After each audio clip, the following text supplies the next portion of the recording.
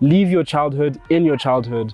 The way you were raised is not going to be the same as the way you raise your kids, because we're growing in different generations. Everything's going to be different. Nothing stays the same, because if you raise your children the way that you were raised, you might potentially be passing on your own trauma, your own bad habits, and whatever mental issues that you may have. So if as a 16-year-old you were depressed because your parents did ABCD, and you continue to do ABCD with your own kids, your children at 16 are going to be the same way that you were, most probably. A message to the parents, a message to fathers and mothers, aunts and uncles, basically parents and guardians, because not everyone out there has parents. Everyone might just have a guardian that they're living with, their aunts, uncle, grandparents.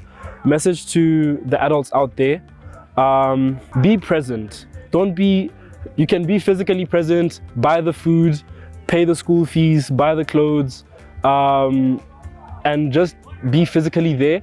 But if you're not emotionally present, it defeats the purpose. So by presence, I mean be there for the child. When they have something to talk about, let them speak. When they have troubles within their heart, let them air it out, let them say something.